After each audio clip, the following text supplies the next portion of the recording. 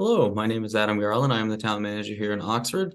In this video, we're going to continue our little videos of reviewing the budget for this year and the town meeting warrant articles.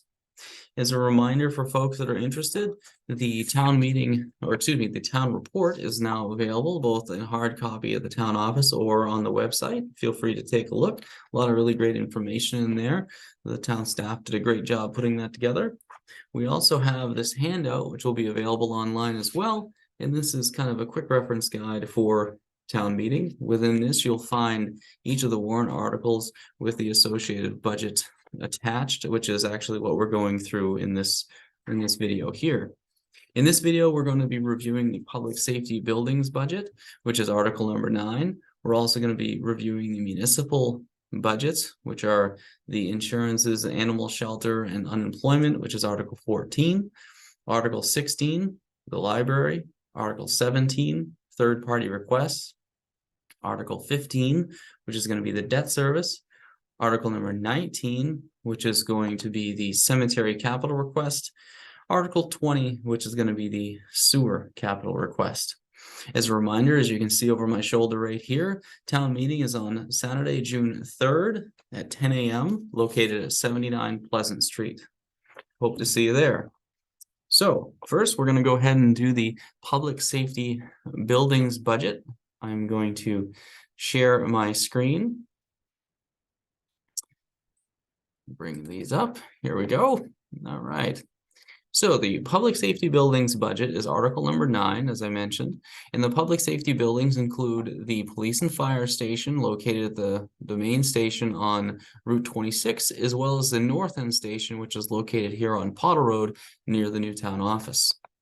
You see a total increase of $21,074, bringing the total for the public safety buildings budget to $78,214. So let's go ahead and scroll up here and see where these changes are. So you see a slight decrease in the electricity line of $439, bringing it to $14,561. This is based on projected rates and usage. Fuel oil is an area you see a pretty good increase of $12,825, bringing the total line to $32,825. This is based on the projected gallons that we expect to use at both North End and the regular station on 26, and a projected dollar amount per gallon.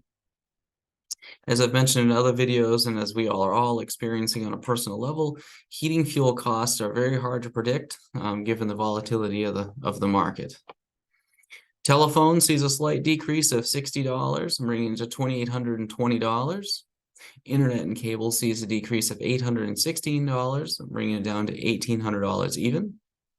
Trash removal sees a slight increase of $120, bringing it to $1,800 even.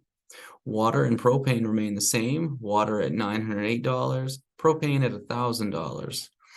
The propane stays so low simply because it's used for the backup generator, as well as the fact that it's only used for the cook stove at the fire station. Housekeeping sees an increase of $900, bringing the line to $2,500 even. And housekeeping is both shared between the police and fire, and this is everything from cleaning supplies and other items such as that between the two departments. So we scroll down, we come to the building maintenance line, sees an increase of $8,544, bringing the total of $20,000. One of the reasons you see such an increase here is because we've done a little bit better job this year at breaking things down to some of those annual costs, such as your fire alarm and sprinkler testing. So things that have to happen every single year in order to remain compliant. So those costs are better broken down, as well as the fact that the buildings are used on a 24-hour basis and they are getting a little bit older. So there's been some more maintenance needs that have had to be addressed. So that brings us to our total increase of $21,074 for a total public safety buildings budget of $78,214. So now I'm going to bring us to our municipal budgets so we can take a look at those. If you can bear with me. All right, so our municipal budgets, as a reminder, this is everything from our insurances, our library, third-party requests, animal shelter fee, and so forth. And these are broken down throughout with different warrant articles. So I'm going to go ahead and get started right at the top here. So your insurances, this is your liability insurance for the town, sees an increase of $11,685. That brings the insurance for the town to $89,000 even, excuse me. So one thing that I want to put out there is that this year the town is looking at a significant increase with the provider that the town has been using for the last several years. They were projecting a premium of $104,000 for this year, which is a significant increase. So one of the things that we did on this end is we reached out to the Maine Municipal Risk Management Service, which is part of the Maine Municipal Association. The Maine Municipal Risk Management is where most municipalities hold their liability insurance. The town already holds our workers' comp insurance with Maine Municipal. So as you can see, they came back with a much more competitive rate at $89,000 versus the other projected increase of $104,000. So though we see an expense increase here, there is some significant savings there. So as an example of one of the reasons that I look forward to working with this new provider is simply there's a lot less nickel and diming that occurs as well. With our old insurance provider, one of the things that we ran into is every time that we would add a vehicle, for instance, we have vehicles at the highway department, and with the previous provider, we were charged per vehicle, whereas with Maine Municipal, we are just charged a flat rate for operating highway department vehicles. So we can add and subtract and move them around, and it doesn't make a difference. The vehicles are covered. So that's some of the way that you see some of the decrease there. Also, there are things that a municipality holds for risk that regular commercial enterprises don't, and Maine Municipal focuses on those specific challenges and liabilities. So we are excited to make this change, but also we are excited for the savings over our previous provider for insurance. So the insurance, and then this is again article number 14. So I'm going to slide down to the shelter fee, which is also part of Article 14. That sees an increase of $1,269, bringing it to $6,632. This is based on a rate that is provided to us by the animal shelter.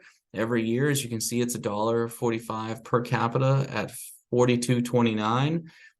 And that brings us to our total of $6,132 plus an additional $500, and this is for the treatment of stray cats specifically, and that's what brings us to our total of $6,632.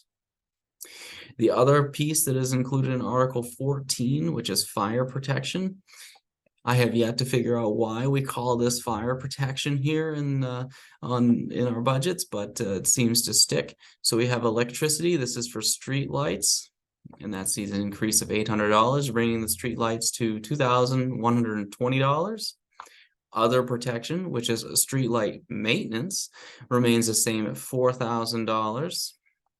Water, which is our quarterly charges for our hydrants, at $63,100, bringing our fire protection total to $69,220. Also included in this warrant article, Article 14, is our unemployment, which sees a decrease of $831, bringing it to $2,169. Again, those items are all discussed under Article 14.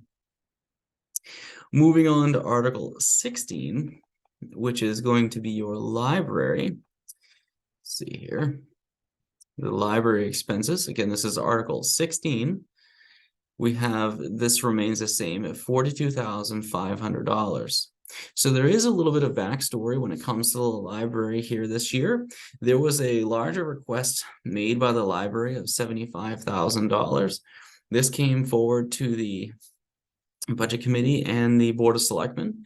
They reviewed the request for the increase in funding and discussed it with the folks from the library, the representatives from the library. And ultimately it was decided to fund the library the same amount that was used as last year, which was the $42,500. Again, the library is Article 16. Now, Article 17 brings us here to these third-party requests, which does see a slight increase this year of $500. We have a couple of new third-party requests this year, but Seniors Plus is an increase of $500, bringing it to $2,000 even. Androscoggin Home Healthcare at $500. And those two were the same as last year. Excuse me, those two were ones that we donated to last year. We also have the Cancer Resource Center of Western Maine at $500. That is a new third-party request this year.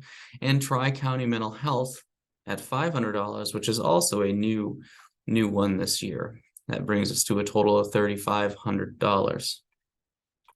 So now I'm going to move on to the debt service. If you can bear with me, I'll slide down to the debt service.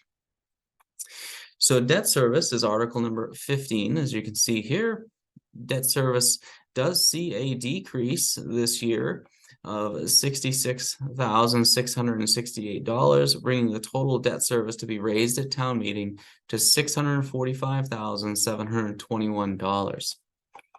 Now, before I get into the meat and potatoes of the debt service, just keep in mind that I've outlined down here that the debt service for the water and sewer lines are actually a little bit higher. As you can see here, the debt service for the sewer is $824,450 per year. The water line payment is $125,666 per year, bringing the total to $950,116. The reason that these numbers are not included up here, and it's only $45,000 and $90,000, is that the Route 26 and the Walmart TIF both help us pay these. So a majority of this debt service is actually paid using those TIFs.